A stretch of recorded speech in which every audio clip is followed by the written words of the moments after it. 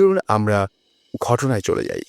আর আপনারা নিশ্চয়ই জানেন যে আজকে যারা ঘটনা বলবেন বা এইখানে উপস্থিত থেকে আপনাদের সাথে বিভিন্ন এক্সপেরিয়েন্স শেয়ার করবেন, তারা সবাই সেলিব্রিটি।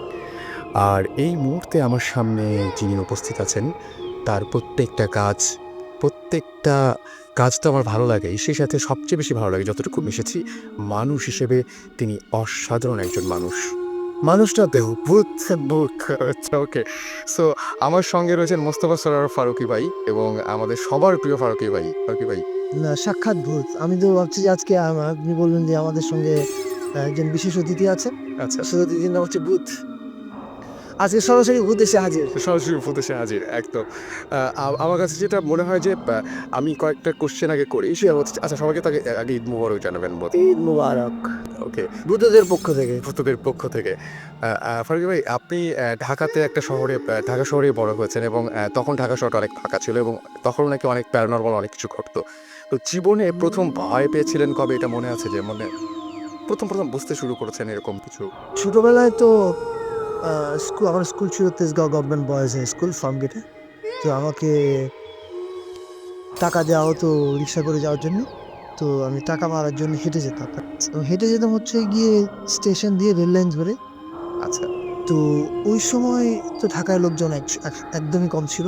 ফলে অনেকগুলো মালগাড়ি যখন রাখা থাকতো তার ফাঁক দিয়ে যখন আমি যেতাম, তখন সত্যি ভূতের ভয় পেতাম কিনা জানি না। তখন নিজের পায়ের খসখসে শব্দ শুনলেই মনে হতো যে অন্য একজন বোধহয় আসছে। ফলে ওইটা আমার জন্য খুবই ভীতিকর একটা অভিজ্ঞতা ছিল। কিন্তু আমার মনে হয় ওই থ্রিলটা পছন্দ করতাম। কারণ নাহলে আমি একদিন ভয় পাওয়ার পর পরদিন আবার কেন ওই রাস্তা দিয়ে গেলাম। সবসময় দিয়ে যেতাম। সত্যি তো ওইটাই বোধহয় আমার ভয়ের আদি মানে মেমোরি আরকি। আচ্ছা। আর এমনিতে আমি আমি ঠিক জানি না যে এটার সাথে কোনো মানে সম্পর্ক নাই। তারপর একটা ইলিউশন তৈরি হয়েছিল। আমি যখন দেখছিলাম আপনার third person singular number movie, যখন দেখা যায় যে মা মেয়ের সাথে আবার দেখা করে, একটা অদ্ভুত একটা ইলিউশন তৈরি হয়েছিল। ঠিক সেটা আমি বলব না যে প্যারানরমাল কিছু বা ইয়ে, এটা সাররিয়ালিস্টিক একটা। অদ্ভুত একটা ব্যাপার ছিল। তো এই সমস্ত ব্যাপারে কি আপনার এমনিতে কোনো সময় আগ্রহ ছিল এই সমস্ত প্যারানরমাল ব্যাপার-স্যাপারে? আমার প্যারানরমাল অ্যাক্টিভিটিতে সত্যিকার অর্থে ছোটবেলায় আগ্রহ ছিল। এরপরে আসলে আমি অনেক বেশি সার্রিয়াল পোয়েট্রি আর পেইন্টিং এর ভক্ত হয়ে উঠলাম। আচ্ছা, ফলে এটা ঠিক প্যারানরমাল না, এটা সার্রিয়াল আসলে I mean as you all know, যেটা রিয়াল না কিন্তু এটা রিয়ালের চেয়ে অন্য কোনো কঠিন একটা ফিলিং দেয়, অনুভূতি দেয় বা অন্য নতুন চিন্তার জন্ম দেয়। আর প্যারানরমাল অ্যাক্টিভিটির ক্ষেত্রে যেটা হচ্ছে ছোটবেলায় ভূতের ভয় পেতাম, এটা সত্য কথা। আ সব বাচ্চারাই পায়। কিন্তু বড় হওয়ার সঙ্গে, সঙ্গে আমি সবসময় গর্ব করে বলি যে আমার শৈশবের কোনো কিছুই হারায়নি। আমার শৈশবের আড্ডাবাজি, শৈশবের সেই হাসি সেরকম আমি সেরকমভাবেই এখনো আছি। এরকমভাবেই মানুষের সাথে মিশি, এরকমভাবেই চলাফেরা করি এবং আমি প্রার্থনা করি আমার এগুলো যেন না হারায়। ৬০ বছর বয়সে যেন আমি শিশু থাকতে পারি। কিন্তু একটা জিনিস বোধহয় আমার কাছ থেকে হারিয়ে গেছে, সেটা হচ্ছে ভূতের ভয়। এখন এটা কেন হয়েছে আমি আস্তে আস্তে ভাবছিলাম, আচ্ছা রাসূল তো নিশ্চয়ই আমারে জিজ্ঞেস করবে যে ভূতের ভয় এখন কেমন পান কিনা? তখন আমি কি বলবো? এখন তো আমি ভূতের ভয় পাই না। তো বানায় মিথ্যা কথা বলব না যে আমি ভূতের ভয় পাই। তাইলে আমি কেন পাই না? এটা খুঁজতে চেষ্টা করলাম। খুঁজতে গিয়ে আমি দেখলাম যে এর প্রধান একটা কারণ বোধহয় এখন আমি ভূতের ভয় পাই না, তবে একাকিত্বের ভয় পাই। মানে আচ্ছা। আমি একা কোনো রুমে থাকতে পারি না। এমনকি আমি বাথরুমেও একা যেতে পারি না।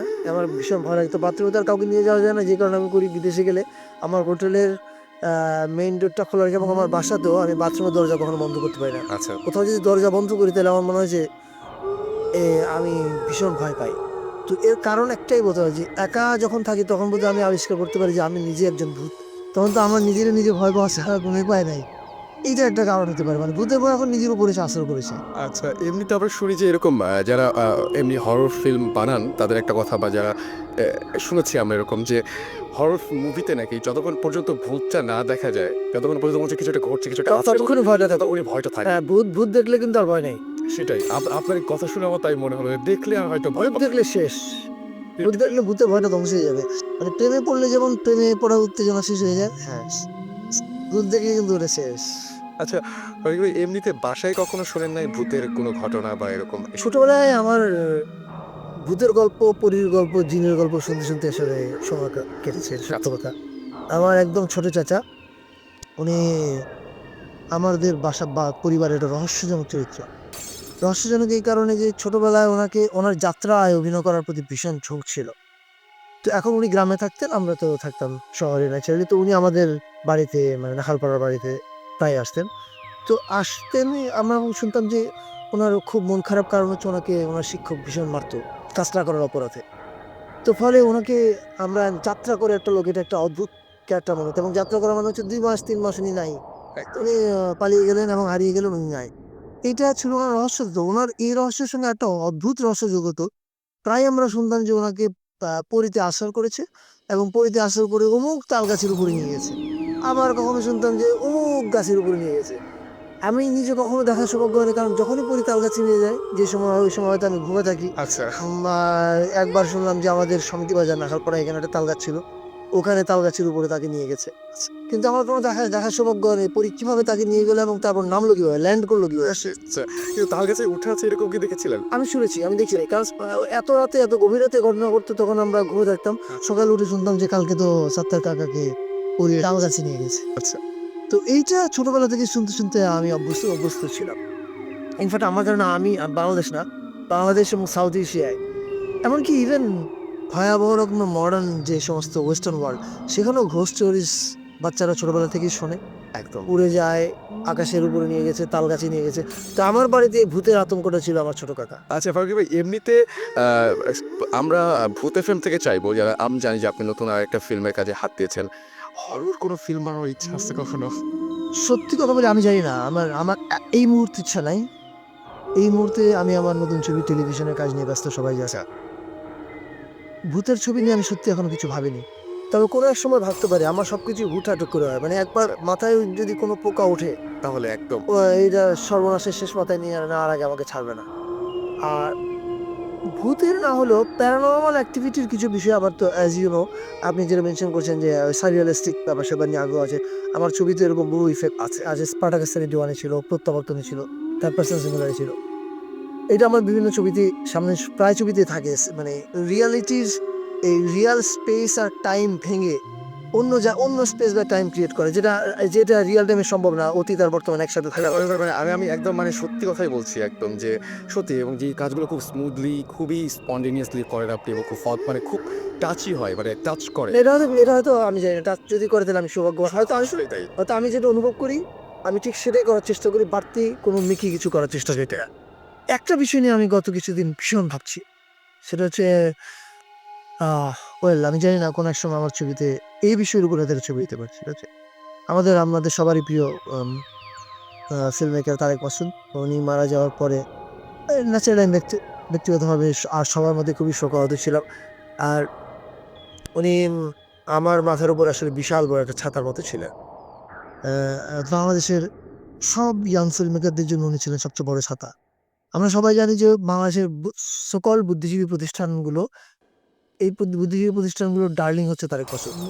ওই বুদ্ধিজীবী প্রতিষ্ঠানদের কোলে বসে উনি কিন্তু তরুণদের জয়গান গেয়ে গেছেন, এবং তরুণদের মন পাওয়ার জন্য গিয়েছেন বা তরুণদের খুশি করার জন্য গিয়েছেন তা না।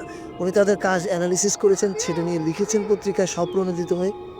যদি জানতেন এইসব লিখা এবং এইসব টেলিভিশনে তার দেয় ইন্টারভিউগুলো বুদ্ধিজীবীদের অসন্তুষ্ট করতে পারে, কিন্তু উনি যেটা বিশ্বাস করেছেন সেটা লিখেছেন। এবং কারণ উনি নানাভাবে আমাদেরকে আমাদের মেন্টর ছিল বলা যায়। তো উনি মারা যাওয়ার পরে আমি প্রথম দিন তো আসলে বুঝতেই কেটে গেল যে আসলে তারেক ভাই নাই।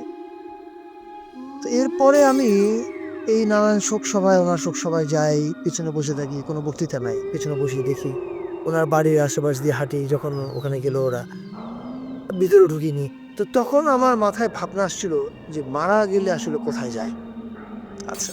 এবং এটা আমার আগেও বিশ্বাস ছিল, এখনো আমার স্থির বিশ্বাস যে মানুষ মারা গেলে আসলে আমাদের সাথেই থাকে। আমাদের এই স্পেসে ঘোরে। এই সোবানবাগ, এই শাহবাগ, এই আজিজ মার্কেট, এই মণিপুরিপাড়া এখানেই ঘটছে। আমরা তাকে দেখছি না, কারণ তো উনি ফিজিক্সের আরেকটা লেয়ারে বসবাস করছে। আমাদের লেয়ার থেকে তাকে দেখা যাচ্ছে না, আমাদের লেয়ার থেকে তার স্পর্শ ফিল করা যাচ্ছে না। যেরকম যেরকম আমরা আমাদের অ্যাটমসফিয়ারে অনেক কিছু ঘটে যেটা আমরা জানি না, যেটা অজ্ঞাত, যেটা ব্যাখ্যার অতীত, যেটা সায়েন্সের আমাদের এই যে আল্লাহর দান, এই চোখ, এই নাক আর এই কান দিয়ে আমরা ঠিক উপলব্ধি করতে পারি না।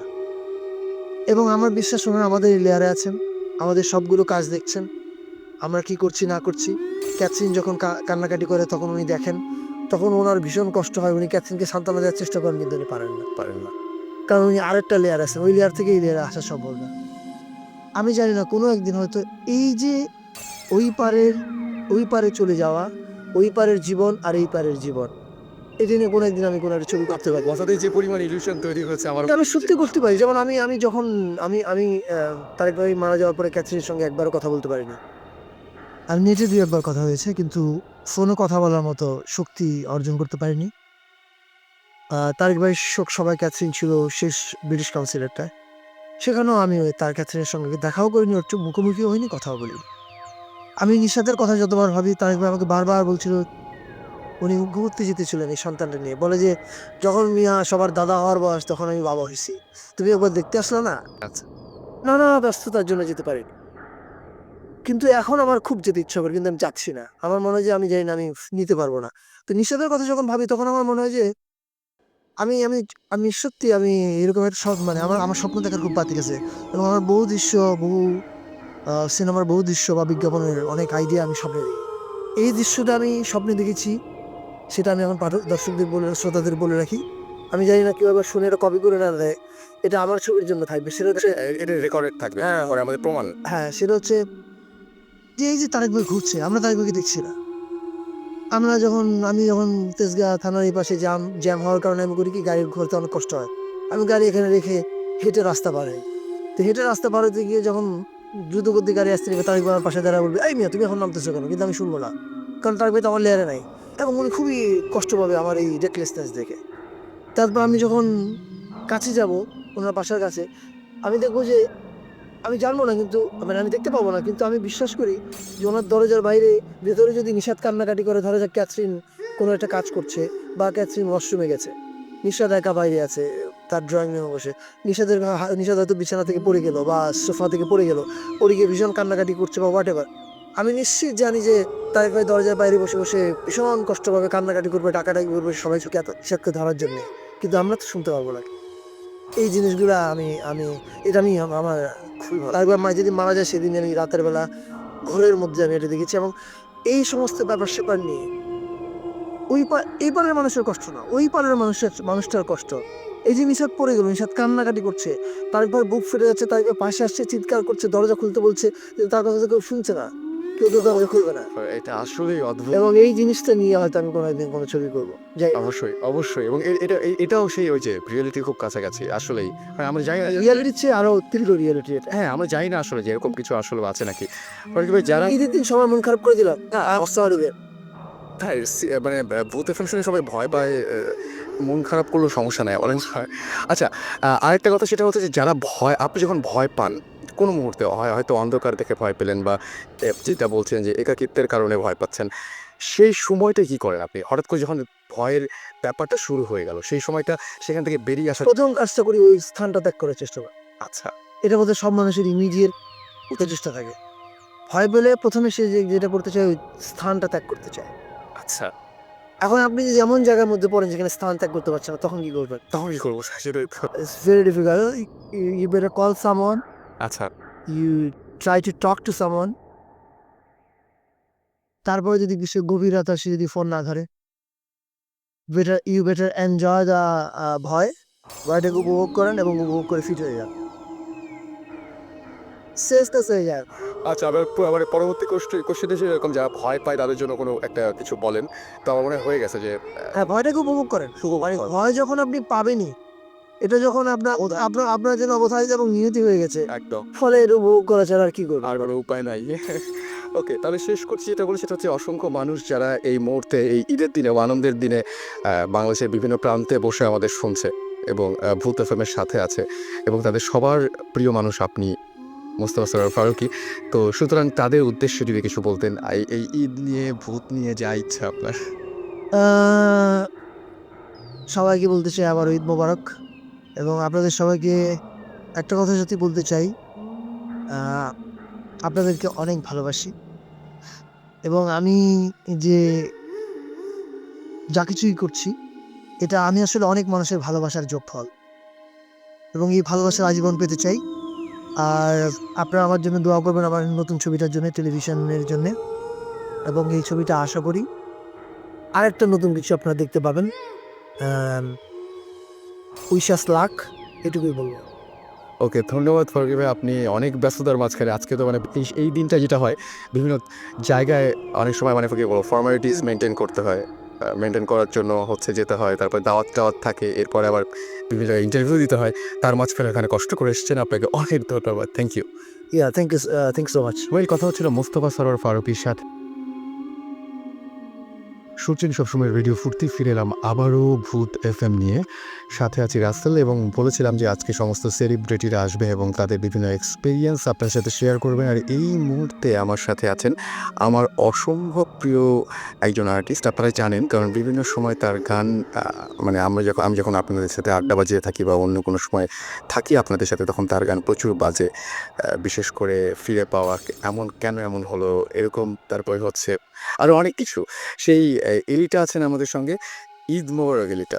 ঈদ ভাই রাসেল ভাই কেমন আছেন? এই তো ভালো আছি। আপনি কেমন আছেন? কেমন আছিস? এই তো আছি কোনো রকম। কেমন হলো? ঈদ এই তো এবার দেশের বাড়ি যাইনি, চট্টগ্রাম যাইনি, এবার আমি ঢাকায় ছিলাম। আচ্ছা। তো ফ্রেন্ডসরা আসলো, আমার আত্মীয় স্বজন বা ফ্যামিলি ফ্রেন্ডস যারা ছিল তাদের সাথে একটু আড্ডা দেওয়া হলো, এই ঘোরাঘুরি হলো। আর এমনিতে হচ্ছে যে এই সময়টা ঢাকা শহরটা অনেক ফাঁকা হয়ে যায় না? একদম ফাঁকা হয়ে যাওয়ার সময় ফাঁকা শহরে বলে একই ড্রিম ল্যান্ড হয়ে যায়। তো ঘরে লাগে না? রাতের বেলা ভয় লাগে, রাতের বেলা এক অ্যাকচুয়ালি কিছু কিছু জায়গায় আমি বলবো যে দিনের বেলাও কিন্তু ভয় লাগে। কিরকম? আমি একটু শুনতে চাই। ঢাকায় আর মানে কিছু কিছু জায়গা হয়তো আমি স্পেসিফিকলি বলতে পারবো না, বাট কিছু কিছু জায়গা আছে এত নিরিবিলি হয়ে যায় যে হয়তো ধরেন আমার না ফর সাম রিজন মিন্টু রোডের দিক হ্যাঁ, আমার কাজে ওইদিকে মানে আমাকে আসছি বারবার। মিন্টু রোডের দিকে একটু ভয় লাগে, কারণ এত নিরিবিলি। এমনিতে কিন্তু ওই রোডসগুলো কিন্তু এমনি নর্মাল দিনেও কিন্তু মানে যানবাহন বেশি থাকে না ওদিকে, ওদিকে খুবই কম মানুষজন হাঁটাহাঁটি করে বা করে। কারণ ওখানে তো আপনি জানেন যে এরিয়াটাই একটু ধরেন আপনার বাসাগুলো অনেক বড় বড়, পুরান দিনের রাস্তা, পুরান দিন ডিজাইন। তো অনেক সময় হয় যে দিনের বেলাও, স্পেশালি ঈদের সময় যখন 3টা দিন ছুটি থাকে ঈদে, একদম পুরো শহর খালি হয়ে যায়, তখন সেই সময়গুলো মিন্টু রোডের মতন যে রাস্তাগুলো একটা মানে পেন ড্রপ করলেও আপনি শুনতে পারবেন। হ্যাঁ, তো হঠাৎ ধরেন কোনো একটা গাছের কোনো পাতা নড়ে উঠলো, আর আমি কিন্তু একটু ভয় বেশি পাই, আমি অনেক ভয় পাই। আপনাকে আগে বলেছিলাম, আপনাকে বলেছিলেন সেটা বন্ধ করেন, কারণ যেসব যেসব ঘটনাগুলো আমি শুনি আসলে অনেক ভয়ঙ্কর, এবং বিশ্বাস করতে ইচ্ছে করে না যেগুলো আসলে সত্যি ঘটনা। বা এগুলো আমি কোনোদিন এক্সপেরিয়েন্স করি আর কি। আপনি নিশ্চয়ই চাইবেন না এক্সপেরিয়েন্স করতে। No way. আর আমি যে রাস্তার কথা বলছিলেন, তখনই আমার একটা জিনিস মনে পড়লো। ঢাকায় আরেকটা রাস্তা আছে, যে রাস্তায় গেলে আমার সবসময় মনে হয় কি যে এটা একদমই আমার মনের ভুল হতে পারে, কিন্তু মনে হচ্ছে এই বিষয়টা ঘটবে বোধহয়। হ্যাঁ। এই এটা হচ্ছে ফুলা রোড। ফুলা রোড, হ্যাঁ হ্যাঁ, আরেকটা রাস্তা ফুলা রোড, তাই না? হ্যাঁ হ্যাঁ, absolutely। ওইদিকে হচ্ছে বুয়েট টুয়েটের ওইদিকেও কেমন যেন একটু মানে ভয় ভয় লাগে। হ্যাঁ। বা একটু ভয় ভয় লাগে। তো আচ্ছা, আমি কয়েকটা কোয়েশ্চেন করি। এই কোয়েশ্চেনগুলো নিশ্চয়ই মনে থাকার কথা। প্রথম একটা প্রশ্ন যেটা, সেটা হচ্ছে যে জীবনে প্রথম হ্যাঁ, মনে পড়ে যে ভয় পেয়েছিলেন কিভাবে বা কবে? আসলে আমার একটা কিছু প্রবলেমস আছে। আমার প্রবলেমসগুলো একটা হচ্ছে খুব পার্সোনাল কিছু প্রবলেম, তো আমার ফ্যামিলি জানে খালি। আমি আসলেই খুব ভয় পাই। আমি আমি জানি না, আমি একটু হয়তো একটু নার্ভাস টাইপের। আমার মা হচ্ছে বলে আমি একটু বেশি নার্ভাস। ধরেন আমি চুপচাপ বই পড়ছি বা টিভি দেখছি বা কথা বা অনলাইনে আছি, কিছু একটা করছি চুপচাপ। যদি আমি একটা আওয়াজ যদি শুনি, আমি খুব আঁতকে উঠি। তো কেউ যদি আমাকে এসে ঘাড়ে হাত দেয় বা আমি এগুলো ভয়ে খুব থাকি। তো প্রথম ভয় পেয়েছি আসলে, আর এগুলোর জন্যই মনে হয় আমার ছোটোবেলায় আমি খুব রিকারিং কিছু স্বপ্ন আমি দেখতাম, এবং রাতের বেলা আমি ঘুমের মধ্যে যে স্লিপ ওয়াকিং বলে না, স্লিপ ওয়াকিং টাইপ আর কি কিছু। স্লিপ ওয়াকিং তো খুব পিসফুল, আমি উঠে চিল্লাচিল্লি করতাম পাগলের মতন, যাকে পেতাম তাকে মানে ধরে এরকম করে মারতাম, মানে আমাকে বাঁচাও, এরকম। আমি স্বপ্নে কী দেখতাম আমার মনে নেই, বলে এটা আমার এভরি ইয়ার হতো একদম ছোট। আমার লাস্ট যেটা হয়েছে আমার যখন আমার বয়স 13 বছর বয়স, তো তখন হয়েছে এটা। তো আব্বু আম্মু তো জানতো এই প্রবলেমটা আমার, ওরা they know how to handle it, ওরা জানতো ওরা কীভাবে হ্যান্ডেল করতে হবে, তো আমাকে হ্যান্ডেল করতো। কিন্তু অনেক সময় ধরেন ছোটোবেলায় যেটা হতো যে ফ্রেন্ডদের সাথে স্লাম্বার পার্টি করতাম, একসাথে একজনের বাসায় যেতাম, রাতেবেলা ঘুমাতাম, এরকম কিন্তু আমার একবার হয়েছিল। আমার সব ফ্রেন্ডরা একসাথে ঘুমাতে ঘুমাতে অনেক রাত, যেটা হয় বাচ্চারা তখন একসাথে থাকে ঘুমায়। তো আমি ঘুমিয়ে গিয়েছি, ওরা সবাই জাগ না। হঠাৎ ওরা যেটা ডিসক্রাইব করলো, আমার তো কিছু মনে নেই, আমি নাকি হঠাৎ উঠে চোখ টোক খুলে চুল টুল একদম আলাদা, কান্না শুরু করে দিয়েছি, চিল্লানো শুরু করে দিয়েছি, যাকে পাই তাকে মারছি। তো ওদের ধারণা যে আমার আই ওয়াজ পোজেসড, এবং আসলে নাকি আমি এমন আচরণ করতাম যে আমি নাকি পোজেস থাকতাম। বাট আমার আব্বুর একটা এক্সপ্লেনেশন হচ্ছে যে হয়তো ব্লাড সার্কুলেশনে কিছু একটা প্রবলেম, বাট এটা হচ্ছে, বাট এটা আমার প্রায় হতো। এবং আমি আমি সবসময় একটু ভয় ভয় থাকতাম যে এটা হবে হবে আমার। তো তারপর আমার দাদু বলতো যে আমাকে বোবাই ধরেছে, এটা প্রায় বলতো আমার দাদু যে তোমাকে মনে হয় বোবাই ধরেছে। তো এই প্রবলেমটা নাকি আমারও হতো, ওনারও হতো ছোটোবেলায়। তো এটা নাকি আমার। তো ওই সময়টা থেকে কিন্তু আমার ভয়টা কিন্তু খুব বেশি। আচ্ছা, আমি একটু অন্ধকার ভয় পাই, ডার্কনেস আমি একটু ভয় পাই। এটা আমারও খুব হ্যাঁ আমি এবং কিছু থাকা লাগে না মানে কিছু থাকে লাগে না আমি, হ্যাঁ। তো প্রায় যেটা হয় যে আমি যখন দেশে বাইরে যাই কোনো কাজ করতে হয় সামথিং, আমি যখন হোটেলসে থাকি তখন আমি প্যাসেজওয়ে লাইট, রুমের লাইট, বাথরুমের লাইট সব এবং টিভি ছেড়ে তারপর আমি ঘুমাই। এটা আমার আমি বহুদিন ছেড়ে ঘুমাই এবং আমি যখন কোনো সময় একা থাকি কোনো রুমে টিভি না ছাড়লে আমার মনে হয় যে ফাঁকা ফাঁকা লাগে। ফাঁকা ফাঁকা, এবং আমি তো প্রায় এখনও করি আমার রুমে। প্রায় আমি যখন অন্তত হঠাৎ, আর আমি রাতেবেলা উঠে যাই প্রায় ঘুম থেকে, প্রায় উঠে যাই। আমি দেখি যে আমি একা, কারণ আমি তো আমার রুমে থাকি। তখন যেটা হয় যে আমি টিভি ছেড়ে দিই। সকালবেলা আমার মা এসে বকাবকি, তুমি টিভি ছেড়ে মানে এটা কোন ধরনের, তুমি টিভি ছেড়ে ঘুমাচ্ছ কেন, মানে টিভি নষ্ট হয়ে যাবে, বা হয়তো লাইট জ্বালানো, সারা রাত লাইট জ্বালানো, এটা আবার কোন ধরনের, কোন দেশি নিয়ম, এটা বুঝতে পারি না। মানে ওই ভয় পাওয়ার চাইতে দিয়ে ভয়টা। অনেক অনেক অনেক আরামে ঘুমানো যায় এরকম কিছু একটা করলে। কিন্তু আমি যেটা বলবো যে এবার যে সেকেন্ড কোশ্চেনটা সেটা হচ্ছে সবাইকেই করছে এই কোশ্চেন, হ্যাঁ, সেটা হচ্ছে যে ভয় যখন পেয়ে গেছেন, হ্যাঁ, জাস্ট এখন তো আর কিছু করার নাই, হ্যাঁ। সেই মুহূর্তে কি করেন? যে ভয় তো পেয়েই গেছেন, মানে জাস্ট হঠাৎ করে একটা কিছু এক্সপিরিয়েন্স করছেন, সেই মুহূর্তটা আপনি কি করেন বা কি করতে ইচ্ছে করে? আমি আপনাকে একদম ইয়ে করে বলি, আমি না ব্ল্যাঙ্ক হয়ে যাই রাসেল ভাই। একদম ব্ল্যাঙ্ক, এবং স্টিফনেস যেটাকে বলে, তো আমি খালি বইতে পড়তাম যে এই মানুষটা স্টিফ হয়ে গেল বা হোয়াটএভার। আমি ওই স্টিফনেসটা অ্যাকচুয়ালি এক্সপিরিয়েন্স করি। আমি পুরো স্টিফ হয়ে যাই। আমার পুরো বডি, আমি যদি বেশিরভাগই হয় এটা রাতেরবেলা যখন আমি শুয়ে থাকি। যখন আমি শুয়ে থাকি তখন মনে হয় যে ওই যে গাটা ছেড়ে দেয় না, এনার্জিটা ওরকম ছেড়ে দেয়। আমি যত গরম হোক না কেন, গরমকাল হোক হোয়াটএভার হোক, আমি এক চাদর নিয়ে মানে মাথার উপর দিয়ে আমি শুয়ে থাকি। তারপর আমি দোয়া পড়তে থাকি, সূরা পড়তে থাকি। মানে আমি কিন্তু কিছুটা সময় অ্যাটলিস্ট হাফ অ্যান আওয়ার বা ১ ঘন্টা আমি এরকমই করতে থাকি। কিন্তু আমি ভয়ে চোখও খুলি না। আমি চাইলে একটু হাঁটতে পারি, কিন্তু আমার লাইটের একটা সুইচ আছে, কানেকশন দেওয়া আছে বিছানার পাশে। কারণ বই পড়তে পড়তে অনেক সময় ঘুমিয়ে যাই, তো লাইট সুইচটা ই করি। আমি চাইলেই হাঁটতে পারি, কিন্তু আমি সুইচটা জ্বালিয়ে আমি লাইট জ্বালাতে পারি। কিন্তু অতটুকু সাহস আমার হয় না, এবং ওয়ান অফ দ্য ওয়ার্স্ট কিছু টাইম। এবং এরকমও রাত গেছে আমার যে আমি ২-৩ ঘন্টা একসাথে জাগনা।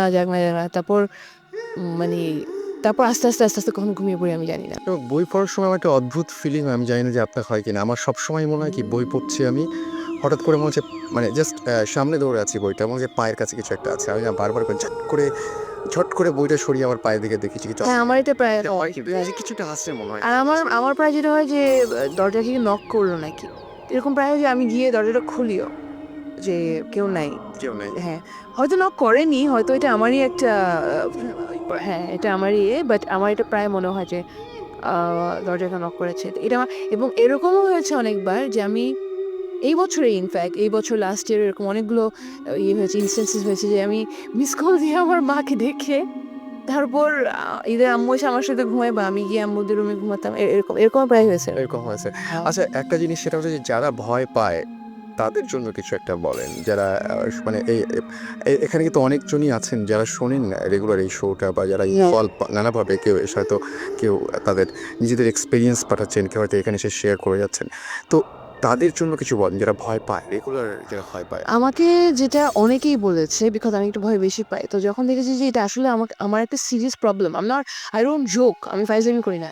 যেরকম রাসেল ভাই, আমি আপনাকে বলি, যখন গ্রাজ বের হয়েছে, grudge 1, grudge 2, I think grudge এরকম 3 ও ধরনের বের ভয় হয়েছে। কারো কিন্তু আমি এবং ওটা ভেবে গ্রাজ নেওয়া সহজ যে হয়। মুভিটা, ওটা আমাকে আমার ফ্রেন্ডসরা জোর করে দেখেছিল। আমার ঘুম হয় না অনেক রাত, এবং আমি কিন্তু হরর মুভিজ দেখি না। আমি আমার রুমে হরর কোনো বই বা ডিভিডি কিছুই রাখি না। মানুষজন এটা নিয়ে হাসাহাসি করে। আসলে এটা আমার প্রবলেম হয় বলে আমি এগুলো কিছু করি না। তো আমার মনে হয় যে যারা ভয় পায় তারা একটু দূরে। কিন্তু আমাকে যারা আমার ফ্রেন্ডসরা বা আমার রিলেটিভসরা বলেছে যে ভয়টাকে ফেস করতে হবে, এবং আমার মাও প্রায় বলে যে ভয়টাকে ফেস করতে হবে, কারণ এই ভয়ের জন্য আমরা অনেক কাজ কিন্তু ইনকমপ্লিট রেখে দিই প্রচুর। ধরেন আমার এখন কথার কথা উঠতে হবে, আজান দিচ্ছে, নামাজ পড়তে হবে ধরেন ফজরের সময়, ওই ভয়ের জন্য কিন্তু আমি উঠছি না। এটা প্রায় হয়। তারপর ধরেন আমার কোথাও যেতে হবে, আমার কোনো একটা কাজ আছে, তো I have to get up at 5, ready হয়ে 6টার মধ্যে বের হয়ে যেতে হবে। আমি এটা পারছি না, কারণ আমার ভয়ে আমি শুয়ে আছি। তো এইগুলো না মানে যেটা আমার মা বলে, অনেকে বলে এটা, যে এটা ইটস ট্রু, যে আমাদের পৃথিবীতে হয়তো অনেক কিছুই আছে, বাট কাজের উপরে কিছু নেই। যেটা দরকার এটা কিন্তু করতে হবে। তো এই ভয়টার জন্য যদি তোমার কিছু ক্ষতি হয়, তাহলে you have to face this fear. এই ফিয়ারটা ফেস করতেই হবে। তো এটা এখন কিভাবে ফেস করতে হবে, এটা অনেকের যেরকম ধরেন আমি একটা করি যে আমি খালি পড়তে থাকি, সূরা পড়তে থাকি। আমি আমি আমি একটু রিলিজিয়াস, আমি কিছু জিনিস বিশ্বাস করি, তো ওগুলোকে আমি খালি স্মরণ করতে থাকি, বারবার পড়তে থাকি, বারবার রিপিট করতে থাকি, এগুলো করি। তারপর আরেকটা জিনিস যেটা আমাকে হেল্প করেছে খুব, সেটা হচ্ছে আম, কাজের মধ্যে থাকতে হবে। এটা যে কোনো কাজ হতে পারে, হয়তো আপনার ফ্রেন্ডের বিয়ে নিয়ে আপনি দৌড়াদৌড়ি করছেন, এই ঠিক করছেন, ওটা ঠিক করছেন। আপনার অফিসের কাজ আছে, আপনার নিজস্ব কোনো প্রজেক্টস থাকতে পারে, যে আপনি একটা এসে লিখবেন বা কিছু একটা লিখবেন, লেখা শেষ করবেন, লেখা শেষ না করলে, তো আপনি এগুলোর মধ্যে সারাক্ষণ থাকলে হবে কি, রাতের বেলা কিন্তু আসলে ইউ উইল গেট টায়ার্ড। আসলে একটা পিসফুল ঘুম আপনার আসবে, তখন দরকার। হ্যাঁ, তখন কিন্তু মানে হাজার রকমের ভয় আসলেও টায়ার্ডনেসটা কিন্তু আপনাকে, হ্যাঁ এক্স্যাক্টলি, তখন কিন্তু আপনি ঘুমিয়ে যাবেন। তো আমার মনে হয় যে আপনি যদি হেলদি কিছু কনস্ট্রাকটিভ অ্যাক্টিভিটিসের মধ্যে যদি থাকেন সবসময়, আপনার ব্রেনটা কিন্তু সবসময় মানে, তারপর কিছু ভয়টাকে আর ইম্পর্টেন্স দিবে না, সত্যি। কিন্তু আপনি যদি কাজ কম করেন, আজেবাজে চিন্তা বেশি করেন, আপনার ব্রেন ডেফিনেটলি ভয়টাকেই বেশি ইম্পর্টেন্স দেবে। এবং আমার যেটা মনে হয় যে যারা সত্যিকার অর্থে এখন বাচ্চার মা বা যারা এখন বাচ্চাদেরকে মানুষ করছেন, বড় করছেন, তাদের একটা জিনিস যে ছোটোবেলা থেকে না এই জিনিসগুলো না অনেক কিন্তু এফেক্ট করে, যে ছোটোবেলা থেকে ভয় এটা খেয়ে নাও, না হলে কিন্তু এই ঝামেলাগুলো কিছু অনেক বড় ঝামেলা হয়ে যায় একসময়। হ্যাঁ, তো মনে হয় যে আসলেই কিছু একটা বোধহয় আছে, হ্যাঁ। তো এই জিনিসগুলো সমস্যা হয়। আচ্ছা, যারা ভয় পায় না তাদের জন্য এবার কিছু একটা বলতে হবে, যারা একদমই কখনোই ভয় পায় না। আসলে আমি তারপর একটা কথা বলবো, যদি একটু অ্যাড করতে পারেন, সেটা হচ্ছে আমি এরকম অনেক প্যারেন্টসকে চিনি, যারা এখনকার মানে আমাদের সমান যারা প্যারেন্টস, যারা নতুন নতুন মা বাবা হচ্ছে, ওরা কিন্তু আবার খেয়ে নাও পুলিশ আসবে, কিন্তু খেয়ে নাও ওকে কিন্তু এখন বলে তো আমি হ্যাঁ, এখন আর মাও বা ভূত বা এগুলো আর করে না, এরকম ধরনের ভয় কারো এবং ওটা ওর ভেবে নেওয়া সহজ হয়। সবসময় নিউজে দেখছে, সবসময় পত্রিকার পাতায় রিয়েলিস্টিক বাচ্চা। রিয়েলিস্টিক বাচ্চা আচ্ছা, আপনি যে প্রশ্ন করলেন যারা ভয় পায় না, পায় না। তাদেরকে আমি কংগ্রাচুলেশন বলবো, যে বিশাল বড় একটা ফিয়ার থেকে আপনারা মুক্তি পেয়ে গেছেন। আপনারা এনজয় করতে পারেন এখন। অনেক সুন্দর সুন্দর হলিউড থ্রিলার্স বের হয়, যেগুলো দেখতে পারি না, বা এগুলো আপনারা দেখতে পারেন, এগুলো নিয়ে আপনারা ডিসকাস করতে পারেন। আমি বলবো যে এটা খুবই ভালো, কিন্তু আল্লাহর ওয়াস্তে যারা ভয় পায় তাদেরকে ভয় দেখায় না। আচ্ছা, যদি কেউ কোনোদিন বলে বা আমি যদি এখন বলি যে আপনার জীবনের স্মরণীয় একটা ভয়ের ঘটনা বলুন। আসলে আমি তো এগুলো খুব অ্যাভয়েড করি, কিন্তু দুইটা ঘটনা বলতে পারি, বাট নাথিং কম্পেয়ার টু আপনার অন্য যে ঘটনাগুলো যেগুলো শুনুন। দরকার নাই। একটা ঘটনা মনে আছে যে আমরা তো মিডল ইস্টে থাকতাম, তো মিডল ইস্ট থেকে আমরা প্রতি বছর ধরেন 1 মাসের জন্য আমার বাংলাদেশে আসতাম, একদম ছোটো থাক। আমরা এখন 4 ভাই বোন, বা ওই সময় কিন্তু আমরা তখন ছোটোবেলার কথা বলছি, তখন আমি আর আমার ভাই মিল, আমাদের মধ্যে 13 মাসের ডিফারেন্স, তো আমার পিঠাপিঠি। তখন আমরা যেটা করতাম যে ঢাকায় আসতাম, ঢাকায় এসে 1 দিন 2 দিন থাকতাম, তারপর আমরা চিটাং চলে যেতাম, ওখানে বাকি 20 দিন থাকতাম, 25 দিন থাকতাম, আবার ঢাকায় আসতাম 1 দিন 2 দিন, তো ওখান থেকে ফ্লাইট নিয়ে আমরা সাউদি চলে যেতাম, এরকম একটা ছিল তখন। আর আমরা ঢাকা বলতে কিন্তু আমরা ঢাকা চিনতাম খালি কাহিরটুলি, পুরান ঢাকা। আমার মা ওখানে বড় হয়েছে, আমার বাবা ওখানে থাকতো, ঢাকা ইউনিভার্সিটি যখন পড়তেন, তো পুরান একটা বাসা আছে আমাদের ওখানে, ওখানে আমরা উঠতাম, ওখানেই থাকতাম। তো ছাদের উপরে একটা পুরান একটা রুম আছে, যেখানে আমার বড় দাদু থাকতেন, তো ওখানে আমরা যখন ভেকেশনে আসতাম আমরা ওখানে থাকতাম। এখন পুরান ঢাকা যারা থাকেন তারা হয়তো বুঝবেন, যারা যারা বাসায় গিয়েছেন, জানালাগুলো কিন্তু বিশাল বড় বড়, এবং জানালার যে মানে ওগুলো খোলা বন্ধ করা, মানে একটা ছোট বাচ্চার জন্য এটা একটা বিশাল বড় একটা টাস্ক। এবং তখন কিন্তু কোনো গ্রিলস ছিল না, ও আচ্ছা, গ্রিল কিন্তু ছিল না। ছিল কি তখন তাহলে এই যে লোহার করাত যেটাকে? আমার মনে আছে আমাদের বাসায় এখনও ইনফ্যাক্ট ওইসব জানলায় কোনো, হ্যাঁ শিক পরে দেওয়া হয়েছে, বা কিন্তু ছাদের যে এই জানলাটা ওটা মনে হয় এখনও দেওয়া হয়নি, পুরোটাই কিন্তু মানে আপনি ওখানে দাঁড়ালে কিন্তু পড়েও যেতে পারেন, এরকম সব বন্ধ থাকতো। আশেপাশে অনেক গাছ, আর মনে আছে অনেক রকম গাছ তখন ছিল, পেয়ারা গাছ, তারপর আহ, অনেক রকম, আমি ফ্রুটসের নামগুলো হয়তো জানি না, কিন্তু ওখানে অনেক রকম গাছ ছিল, বড় বড় গাছ ছিল। এবং মানে ছাদটাও একটু পুরান দিনের মতন, কতগুলো ডিজাইন মার্কা, অনেকগুলো মজার। তো আমরা ওই ছাদে ওখানে থাকতাম। আম, আমি আর আম্মু, বিছানাগুলো বড় বড়, তো আমি আর আম্মু বিছানায় থাকতাম, এমিল আর আব্বু পাশের আর একটা ম্যাট্রেস করে নিচে থাকতো। আমি প্রতি রাতে আমি উঠে যেতাম মাঝখানে, এবং দেখতাম যে আব্বু, মানে গরম তখন তো এসি ছিল না, তো ফ্যান ছেড়ে দিয়ে আব্বু বড় বড় যে জানালাগুলো ওগুলো খোলা রাখতো বাতাস যেন, ভেন্টিলেশনের জন্য। আমি নিশ্চিত আমি একটা খুব উইয়ার্ড একটা আওয়াজ শুনতাম, এবং আওয়াজটা বিড়ালের না, আওয়াজটা কুকুরের না, আওয়াজটা কোনো যে ওই যে আশেপাশে যে কোনো নর্মাল যে জীবজন্তু ওগুলোর, মানে মানুষেরও না। কিসের আওয়াজ আমি বুঝতাম না, এবং আমি এটাও বুঝতাম যে এই যে আওয়াজটা, এটা দুইটা পিচে ছিল, এবং এটা দুইজন কনভারসেশন করছে। এটা আমি এভরি রাতে শুনতাম, প্রতি রাতে এই জিনিসটা আমি শুনতাম, এবং আমি যখন ঘুম থেকে উঠতাম আমি শুনতাম, আমি খুব ভয় পেয়ে যেতাম, কারণ এটা আমার কাছে খুব আজগুবি একটা ইয়ে। এবং ওরা যে কনভারসেশন করছে এটা বুঝতে পারছি, মানে কিরকম কনভারসেশন, মানে বাসায় যেরকম আব্বু আম্মুরা করে না, যে হ্যাঁ তো এইটা হয়েছে ওইটা হয়েছে, বা এই মাসে হয়তো এত টাকা বেশি লাগবে, নর্মাল কিছু হাউসহোল্ড কনভারসেশন, এগুলো নর্মাল কিছু হাউসহোল্ড কনভারসেশনই, কিন্তু কি একটা ভাষায় বলতো, কি একটা আজগুবি একটা ভয়েসে বলতো, এটা আমি কখনো বুঝতাম না। এই জিনিসটা নট যে ওরা এসে আমাকে হার্ট করতো তা না, অনেক সময় মনে হতো যে খুব কাছে আসছে আওয়াজটা, অনেক সময় উপর দিয়ে যাচ্ছে আওয়াজটা, এবং আমার অনেক সময় মনে হতো যে আমার পাশের বাড়িতে বা পাশের গাছে বসে ওরা আলাপ আলোচনা করছে, এরকম মনে হতো এই জিনিসটা। এবং এটা প্রতি রাতে আমি শুনতাম। এই ব্যাপারটা এত বেশ ভয়ঙ্কর, মানে এটা আসলে জন্য বিশেষ করে অনেক বেশি। এটা আসলে অনেক ভয়ঙ্কর। এবং আমি মনে আছে সকালবেলা আমি আম্মুকে উঠিয়ে দিতাম, মানে যখন উঠতাম ঘুম থেকে আমি আম্মুকে বলতাম যে এরকম এরকম, তো আম্মু বলছে না, মনে হয় তোমার খালামুনিরা নিচে, মানে নিচের তলায় ওরা থাকতো, খালামুনিরা হয়তো মানে পরীক্ষার জন্য পড়াশোনা করছে জোরে, তো জোরে যে মুখস্থ করতো না আগে, জোরে পড়ে তো ওরকম পড়তো জোরে পড়তো, ওরা ওইভাবে পড়াশোনা করছে। আমি বলছি যে না, আমি তো বুঝতাম, মানে আমি তখন অনেক ছোট, বাট আমার মনে হচ্ছে আমি তো বুঝতাম, খালামুনির গলা বুঝতাম, বা খালামুনিরা যে পড়াশোনা করছে বাংলা, যে আমি বুঝতাম, ল্যাঙ্গুয়েজটা বুঝতাম, কিন্তু আমি তখন কিছু বুঝতাম না। তো একদিন আম্মু বলে ঠিক আছে তুমি আমাকে ডেকে দিও। এখন আম্মু আব্বু সারাদিন 100 রকমের কাজ, রাতের বেলা যে ঘুম তো ঘুম, ডাকবো কি, আমি ডেকে আম্মুকে বললাম যে এই যে দেখো আওয়াজটা শোনো। আম্মু একটু শুনে, ও না কিছু না, এটা হয়তো ওই ওই নিচে তোমার খালামুনিরা পড়াশোনা করছে, এটা বলে আবার ঘুম। আমি সে রাত একদমই ঘুমোতে পারিনি, এবং এটা আমার অনেক বছর আমার মনে আছে, এই জিনিসটা আমি শুনতাম যখনই আসতাম ঢাকায়, তখনই আওয়াজ করে শুনতাম। ওকে, আর সেকেন্ড যেটা, সেকেন্ড যেটা, এটা আমি জানি না এটা আমার হ্যালুসিনেশন নাকি, হ্যালুসিনেশন না, এটাকে আমার একটা ইমাজিনেশন নাকি, না আমি জানি না। সেকেন্ড আমার একটা গান শোনা আছে, আপনার একটা গান শোনা আছে। ওকে, অ্যাবসলিউটলি। কোন গানটা শুনবো তাই বলেন? আপনার ইচ্ছা যে কোনো গান। আমরা ফিরে পাওয়াটাই শুনি, ফিরে হ্যাঁ, ফিরে পাওয়া ডেফিনেটলি। গান। সো স্টেডিয়াম রেডি ফুর্তি আমরা এলিটার একটা গান শুনে আসবো, ফিরে পাওয়া, এবং তারপরে ফিরে আসছি আবারও এলিটাকে নিয়ে।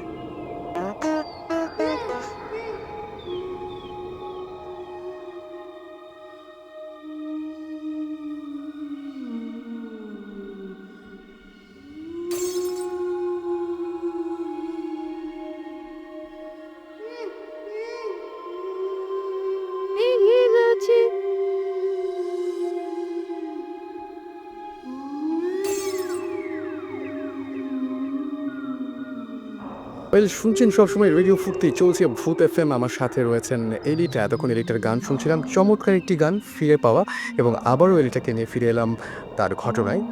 এলিটা, তারপরে কি করবো? আচ্ছা, সেকেন্ড ঘটনাটা হচ্ছে রাসেল ভাই, সেটা হচ্ছে আমি ঢাকাতেই যখন আমরা 2001 সালে মানে আমার বাংলাদেশে আসলাম, এবং ইউনিভার্সিটি জয়েন করলাম নর্থ সাউথ। তো যেটা হয় যে নর্থ সাউথের স্টুডেন্টসরা জানে সবাই, এবং অন্য ইউনিভার্সিটি স্টুডেন্টসরা মনে হয় একই যে প্রেজেন্টেশনস থাকে অনেক, সারা রাত জেগে পেপারস কমপ্লিট করতে হয়, এবং সেমিস্টারের শেষে অনেক চাপ থাকে। তো আমারও ওরকম একটা সময় যাচ্ছিল, আমি গান শুনছিলাম, অনলাইন চ্যাটিং করছিলাম, আর কাজ করছিলাম সব মিলে। তো আমি তখন যে ভাড়া বাসায় থাকতাম, আমার একটা ভাড়া বাসায় থাকতাম ওই সময়টাতে, এটা হলো 2004-4-এর দিকে, আই থিঙ্ক 4, হ্যাঁ 4 বা 5-এর দিকে। তখন আমার রুমের যে বারান্দাটা, ওটা কিন্তু মানে কোনো গ্রিল নাই, কিছু নাই, জাস্ট একটা নর্মাল একটা বারান্দা। তো অনেক সময় ভেন্টিলেশনের জন্য আমি দরজাটা খুলে দিতাম। আচ্ছা, তো যতক্ষণ আমি যেটা বললাম, ততক্ষণ কাজের প্রেশারে থাকি, চিন্তাগুলো কিন্তু মাথায় আসে না।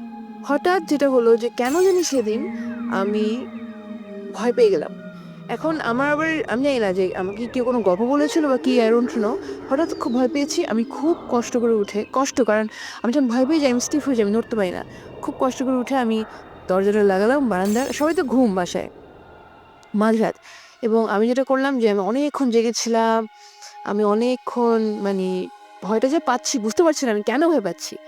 এবং এবং আমার এটা মনে আছে আমাকে একজন বলেছিল যে when you are very scared, যখন তুমি কেউ মানে কোনো রিজন ছাড়া কোনো ভয় পাচ্ছ তখন মেবি হয়তো রুমের মধ্যে কিছু থাকে বা কিছু আছে। এটা আমাকেও বলেছিল। এটা হয়তো তুমি দেখছো না, অদ্ভুত ব্যাপার, হ্যাঁ দেখতে পাচ্ছি, ফিল ফিল করতে পারছো কোথাও কিছু না। আমি না খালি সুরা পড়ছি, খালি খালি মানে আমি কি করবো বুঝতে পারছিলাম না। এবং তখনই ভাবলাম যে না, আমাকে আমার ফিয়ারটা ফেস করতে হবে। কেন যে এটা ভাবলাম এই জিনিসটা, ফিয়ার ফেস করতে হবে চিন্তা করে লাইট অফ করে শুয়ে শুয়ে গেলাম। এই যে তখন ভয়টা ঢুকলো, আমি আর উঠে যে লাইট অন করবো মানে সম্ভব হচ্ছে সম্ভব হচ্ছে না। আমি তখন কি করবো বুঝতে পারছি না। আমি জাস্ট গায়ের মধ্যে একটা চাদর দিয়ে আমি শুয়ে আছি যে না, যাই হোক না কেন আমি উঠবো না, চোখ খুলবো না, আমি উঠবো না, আমি দরকার হলে শ্বাসও নিবো না, কিন্তু আমি শুয়ে থাকবো। শুয়ে আছি, আমি খালি মানে সূরা পড়ছি একটু পড়তে পারি, যা যা পারি, যা যা মুখস্থ ছোটবেলায় সবই পড়ছি। হঠাৎ আমার মনে হলো কি যে এটা কি আমার ঘুমের জন্য নাকি আমি বুঝতে পারছি না এখন এত বছর পরে। বাট আমার মনে হলো যে কিছু একটা, কোনো ফিজিক্যাল কিছু না, একটা মানে এরই একটা কিছু আমার মানে মনে হলো যে আমি বলি ফিলিংটা কেমন, যখন আপনি স্বপ্ন দেখেন তখন পড়ে যাওয়ার একটা ফিল থাকে না, আপনি পড়ে যাচ্ছেন একদম, মানে অনেক অনেক নিচে অনেক যাচ্ছি, নিচে পড়ে যাচ্ছে, পড়ে হঠাৎ মানে এয়ার পকেটে পড়ে যাওয়ার হ্যাঁ হ্যাঁ পড়ে যাচ্ছে, তখন আপনার ঘুমটা ভাঙে। সেম ফিলিংটা আমার হয়েছে যে আমি পড়ে যাচ্ছি বা কিছু একটা আমার উপর পড়ছে, এবং ওই ফিলিংটা আমার আমার হচ্ছিল।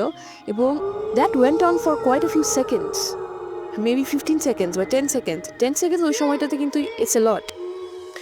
এবং মনে হচ্ছে আমি পড়ে যাচ্ছি বা এরকম একটা ফিলিং যে ছেড়ে দিল বডি, এরকম একটা ফিলিং আমার উপর ধাপ করে আস্তে করে পড়লো।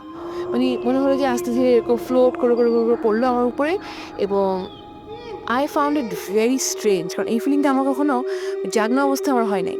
তো নেক্সট আমি শেয়ার করলাম আমার সাথে, আমি বললাম হয়তো তুমি ইউ আর স্লিপি, মেবি তোমার ঘুম আসছে, তাই তুমি এরকম ফিল করেছো। কিন্তু তা কিন্তু না। আমি কিন্তু আই রিমেম্বার আমি খুব ভয়ে ছিলাম। ভয়ে যখন ছিলাম তখন কিন্তু আমার ব্রেনটা কিন্তু একটু শার্প ছিল। কোনো একটা আওয়াজ হলেই কিন্তু আমি শুনতে পারছি, কোনো একটা টাক একটা আওয়াজ, দরজার কোনো একটা আওয়াজ বা কিছু একটা, একটা পানির ফোঁটা পড়ছে, ওটা কিন্তু শুনতে পারবো। তখন ব্রেনটা খুব শার্প থাকে, একদম লাইভ থাকে, অ্যাক্টিভ থাকে। তো ওই অবস্থায় এই ফিলিংটা কেন আমার আসবে আমি বুঝলাম না।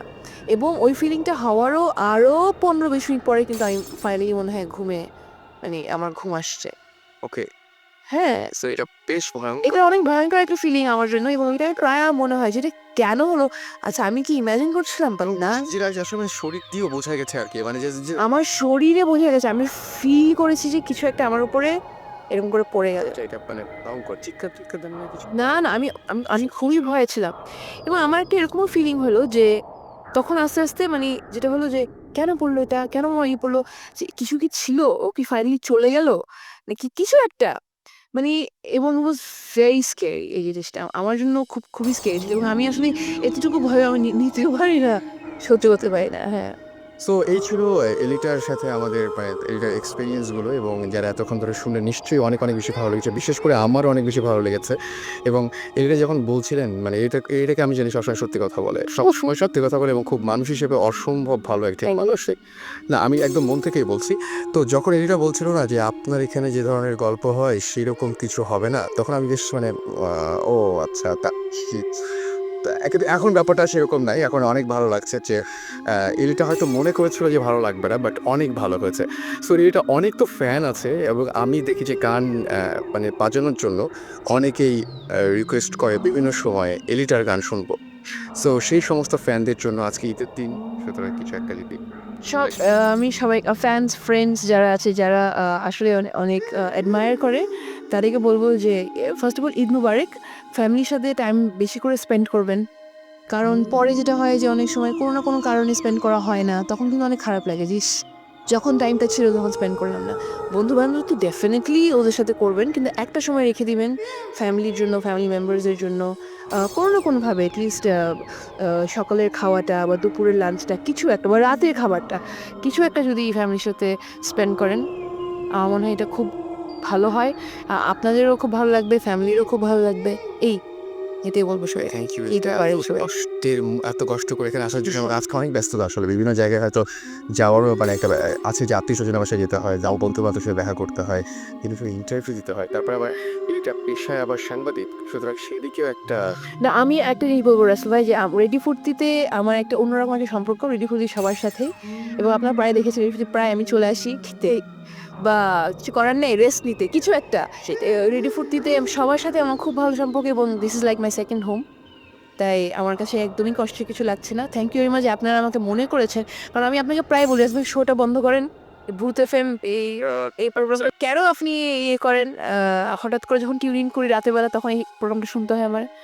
তো আমি জানি তারপরেও যে আপনি আমাকে এই শোতে ডেকে ইয়ে করেছেন, thank you. কারণ আমি আমার কাছে মনে হচ্ছে যে ভালো কিছু একটা পাবো এবং সেটা পেয়েছি। Thank you so much. আসলে আমরা কথা বলছিলাম মিলিটার সাথে এবং আরও একবার আমরা গানে ফিরে যাবো এবং